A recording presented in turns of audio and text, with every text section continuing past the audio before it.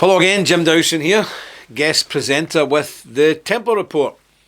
What do we have for you today? Well, as usual, there's lots of things happening and nearly all bad. But I want to bring to your attention the news this week that an army veteran in America was plotting huge terror attacks in the Los Angeles area. It's a 26-year-old former US Army soldier who served in Afghanistan has been charged with plotting terror attacks in the city. Mark Stephen Domingo, it's not a Muslim name, Domingo, is it? Is the guy a Muslim? A convert, right, oh, the worst. Because you get that fervour. It's like folk when they give up smoking cigarettes. I nearly said smoking fags, but that means something completely different in America. In Britain, we call cigarettes fags. I'll tell you a funny story about that. I was in LA recently and asked this huge black chap who was a security guard at the building I was working in if he could point me in the right direction to get some fags. And I won't tell you what he said to me, but he moved rather quickly. There was actually cigars. I don't smoke cigarettes. I do have the odd cigar, but I thought I'll just ask for this, and it didn't end well. Anyway, this guy, Mark Stephen Domingo, a convert, so obviously very fervent, allegedly sought to target an event organised by United Patriots National Front. Domingo, can you imagine that? He was actually going to blow up this event by National American Patriots. He's going to blow that up. It's crazy. And days before this rally, it was going to blow up. Domingo purchased £8 worth of long nails and asked an FBI informant to connect him with a bomb maker who could build an explosive device. Incredible. He drove to the park on Friday with a confidential informant, an undercover officer who he believed were bomb makers, and that's how they got him. Sting operation, they got him. But again, I think this is only the tip of the iceberg. They throw these things out there to make you feel as if the security forces are doing a good job in thwarting people. If they couldn't uncover a load of Saudi Arabians who were taking flight lessons before they flew planes into the Twin Towers and the Pentagon, they have no idea what's going on. But I can tell you from Europe, there'll be thousands of guys like this plotting. And that brings me on to the next horror story of what can be done when you make bombs with nails and shrapnel bombs. That's the carry on that we see in Sri Lanka. Now, linked to the Sri Lankan bombings, in which nearly 300 Christians were blown to bits in the most horrible way. It's just incredible. If you look at the scenes there, it's like a vision of hell. The guy who ordered that and the guy who's celebrating it has come out of hiding to celebrate it. And this is the ISIS leader, the boss man, who our governments, your government, my government, even the Russians had all claimed they'd killed him. The British said they'd killed him, the Americans said they'd killed him, and the Russians said they killed him. Well, he's not dead.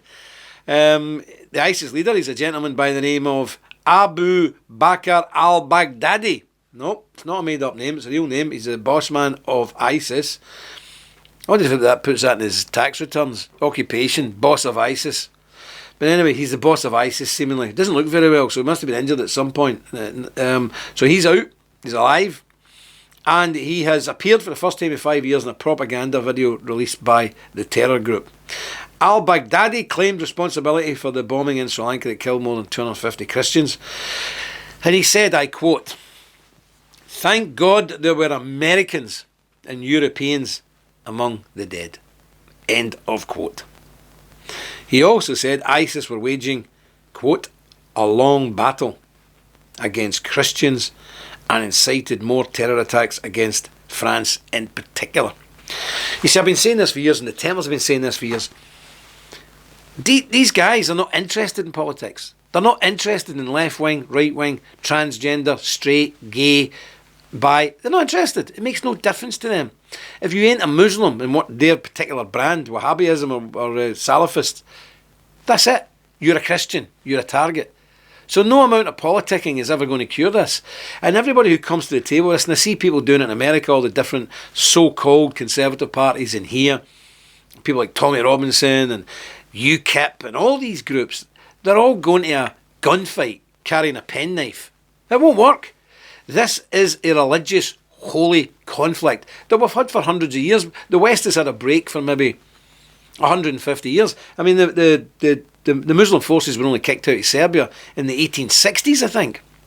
1870s in Bulgaria. So we've had this. We've just had a wee break from it.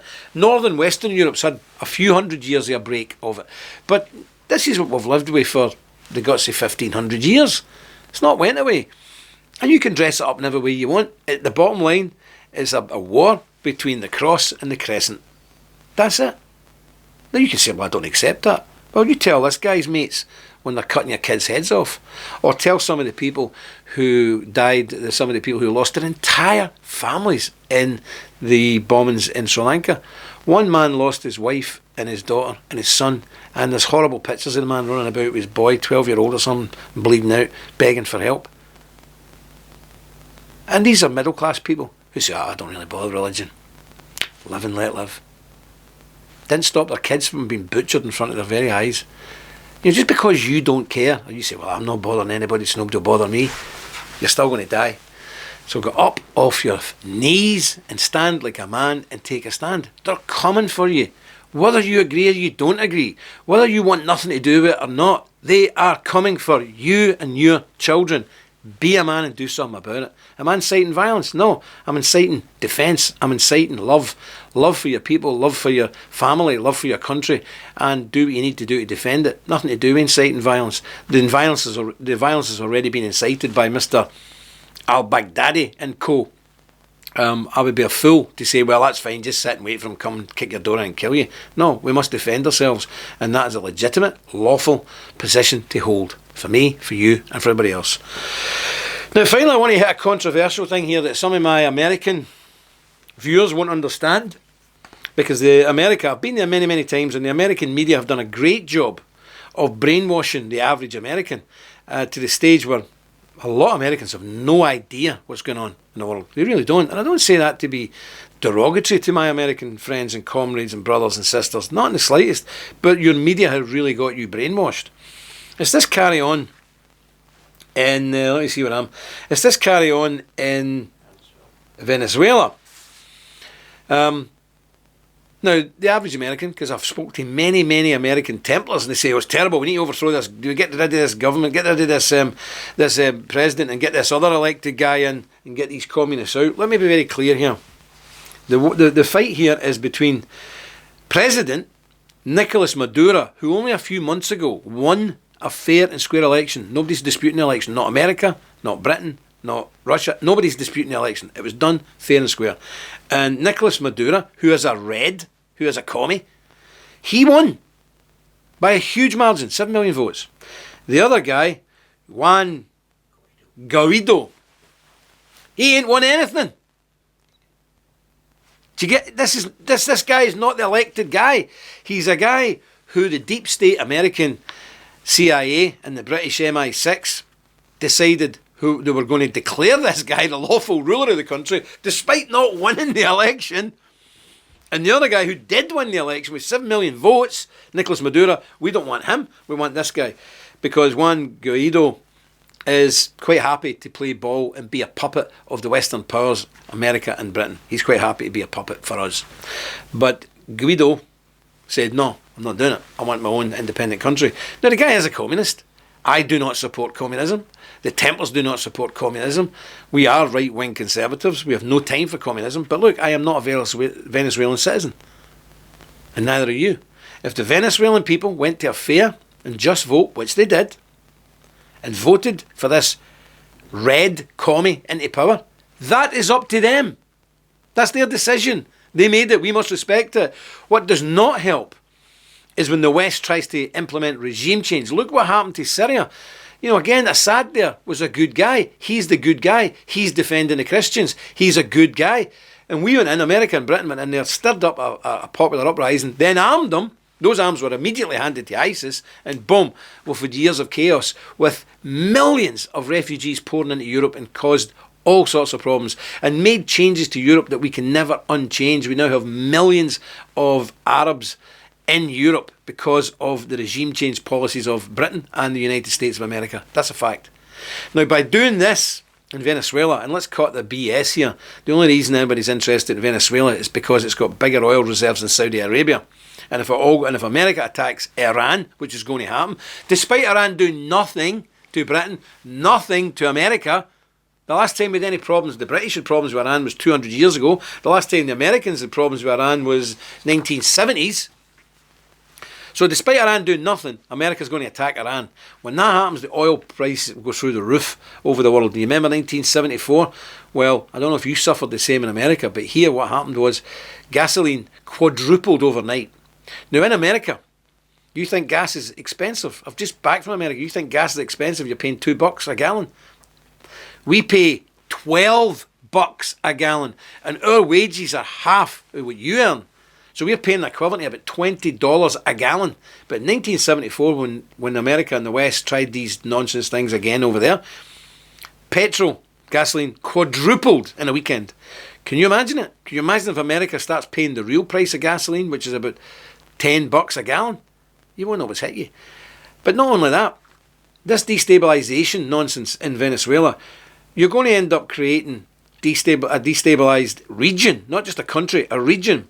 And you could have something like 5 to 10 million South Americans pouring into America, and you will not stop them unless your government's prepared to put machine gun posts right across the border and mow people down. You know that's not going to happen. I know that's not going to happen. So you're going to have tens of millions of South American people, refugees, just like we had with Syria, pouring into America. And you think Venezuela's a long way away. It's not as far away as Ireland or Scotland is from Syria, and our countries are filled with Syrian refugees and everybody else who jumps in the bandwagon. So you're making a rod for your own back, and I would say to Americans, really look into this, because this is not the way you think. There was an attempted coup 2 days ago with a small group of the National Guard, so-called standing up for the people, not the people that the West have motivated to rebel against the lawful government. And there's some brutal scenes, and it was suppressed. The coup failed. But when you look at some of the footage coming out of there, you know, it's pretty grim. But that's what happens. Can you imagine when President Trump was elected, part of the National Guard, maybe from a liberal state like Oregon or one of the northern states, I don't know, Pennsylvania or somewhere, even worse, up in New England maybe, the National Guard came out and said, no, we won't accept Trump. We won't accept it. And actually taking to the streets with guns and firing on the other law enforcement officers and security officers. It'd be outrageous. You'd be outraged. But to think that that's now been encouraged by Western powers, not just America, Britain as well, and the European Union are all backing this unelected guy. They're giving support to the rebellious troops who are firing on their own people. And of course, Maduro and the government are going to react. Of course they're going to clamp down on it. Of course they're going to shoot the rebels. That's what you do. So we're being sold a very fake narrative, so be careful. We believe that the people in a country should dictate who rules them, not anybody else. And the people of Venezuela want a mad red commie in power. That's up to them. Good luck to them. And we should leave it at that. But on Tuesday, President Trump even took to Twitter threatening Cuba, tweeting, I quote, if Cuban troops and militia do not immediately cease military and other operations for the purpose of causing death and destruction to the constitution of Venezuela, a full and complete embargo together with highest level sanctions will be placed on the island of Cuba.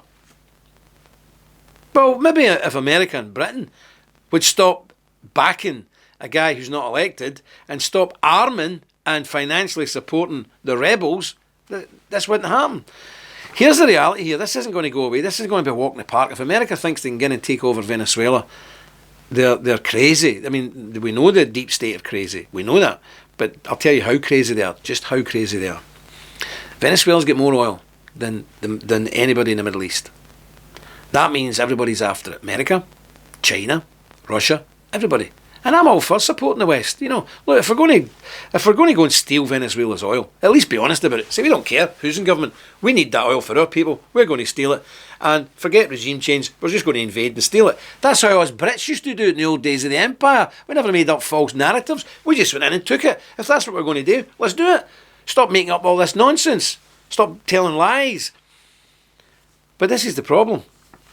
Although Guido, this imposter, has the backing of the US and the European Union, Maduro, the legally elected president, he has the support and the military support of Russia, China, Iran and Turkey.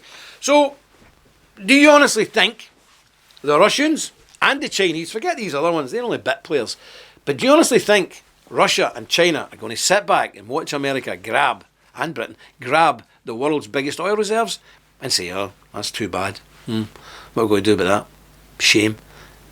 It's not going to happen. You will have World War III. And Americans forget that in Europe we lost 20, 30 million people in the war, Second World War. Same with the First War. You know, when a war comes so close to your door, you could be looking at losing, in America, 50, 60, 70, maybe 100 million people. Try and comprehend that for a minute. Because America's wars have always been fought on the other side of the world. This war's on your doorstep and will spread. You won't escape this one. And if you're up against China and Russia, good luck. Will America win? They might. What will be the cost? Russians don't care about losing 50 men. They'll lose 50 million men. They've done it before. China, they couldn't care less if they lost 100 million men. Can you imagine if 30 million sons of America lay dead? 30 million. America lost 50,000 in the Vietnam War, and it was a huge blow. Britain, we lost 50,000 men in 1 hour of the Battle of the Somme in 1916. 1 hour. A country of 40 million people at the time, we lost 50,000 men in an hour. So, being gung-ho and sabre-rattling and flexing your muscles is okay, but there's always a price to pay. And the question is, will you pay the price with your son's blood for Venezuelan oil? I ain't going to put my son into that war. I'll break his leg first before he ever goes and fights for something like that. Because who are we fighting for? Bankers. Bankers. Stockbrokers. Let them send their sons. If they need a hand, well, maybe think about it. But let them send their sons in first. And let the politicians send their sons in first. And we'll have a look at it. And if we think it's worthwhile, then we'll maybe consider sending our sons. But first, let the bankers, let the fat cats, let them go and do the fighting and the dying for a wee while. And then we'll catch up with them. Because you know what happened? Nothing. There'll never be a war if the people with the financial interests are to send their sons. There would be no wars, ever. So that's all from the Templar Report. Just remember, every headline you see, challenge it, look below the surface, try and understand who gains out of this narrative, and you won't go far wrong. And of course, come and listen to the Templar Report. We will always give you the truth, even if it's unpalatable, even if it upsets you. I am good at upsetting people, but I do it for a purpose, because I love our people, I love you, and I want to make sure that the truth gets out there. Thank you. I'll see you again. God bless you. The threat is real, and we are on the front line.